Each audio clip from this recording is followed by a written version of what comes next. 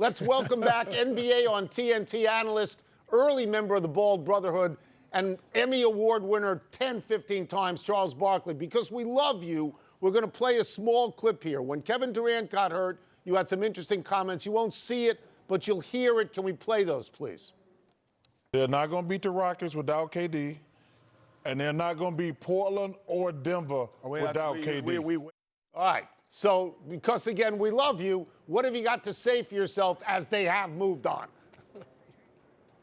Well, listen, nothing but kudos. First of all, I was 100% wrong, but kudos to the Golden State Warriors. And the two things strike me. Steph Curry has put his name back in the conversation, Tony. When we talk about the best players in the world, we talk about KD, Giannis, Kawhi, LeBron. Steph Curry has proven to us he's a two-time MVP. He's been fabulous. But I want to give a shout-out to Steve Kerr and his coaching staff because they got guys on the bench who have come in the game, going back to Game 6 against Houston, and played fabulous. And that's the coaching staff. It lets me know when they're not playing games, they're working with those young players. So those are two things that stood out to me during this 4-game winning streak against the Blazers and beating the Rockets in Game 6. Charles, you liked Portland all year, and even this week, they had double-digit leads in the last 3 games. I mean, clearly they weren't scared of the Warriors, but they couldn't close. What did you see? Why couldn't they close any of those games out? Mike, I'm not going to lie to you. I was very disappointed in the Trailblazers. I picked them to get to the finals. To have 3 double-digits leads and lose those games, that can't happen. But what's more disconcerting to me is them getting swept. You know, one thing I'm very proud of, I never got swept in a 4-game series. You got to have guys on your team, at least one guy said, we're not going to get swept. You can lose a series, but you can never get swept. That tells me there's some stuff going on that they're not mentally tough enough. Charles, you and I, of course, are here in Toronto for tonight's Game 4 with Bucks and Raptors. Can you see for a second straight game Toronto's defense with all that double teaming, led by Kawhi Leonard, keeping Giannis having a mediocre game again tonight? Do you see it happening again? Well, I think it's going to be interesting tonight because of the double overtime game. Kawhi looks like he's a little injured to me.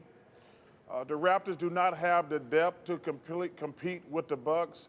I think it's going to be very interesting how they come back physically from a double overtime game. I really want Toronto to win the game tonight. I would love to see a 6-7 game series, considering that's over out west. But man, Milwaukee's going to be tough to beat because in my opinion, they probably got the best bench in the NBA. Charles, I'm going to have a little diversion here just for one question and ask you about the Lakers mess. You and I talked about it a little bit last night with each other. I mean, what do you think LeBron is thinking right now as he looks in on what's going on? Well, let me say this.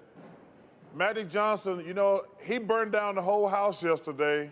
He didn't leave any room not burned to smithereens.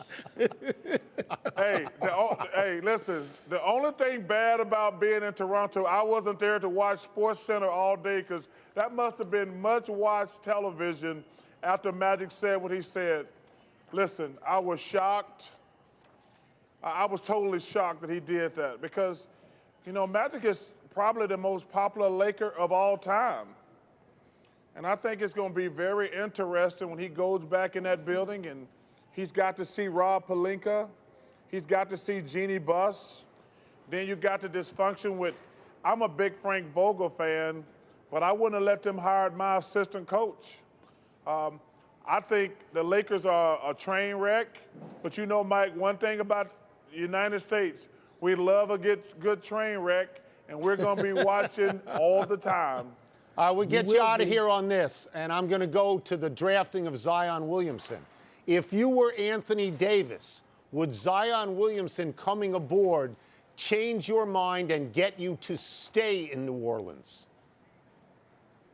I hope so. I really hope so because I would like to see that team be successful in New Orleans. Anthony is one of the 5 or 6 best players we have. I hope he stays in New Orleans. But I tell you what, this is going to be the craziest summer ever. I have no idea what, they got so many bogus reporters out there telling us and guessing where guys are going to go. I have no idea what's going to happen in the NBA this summer. So it's going to be fascinating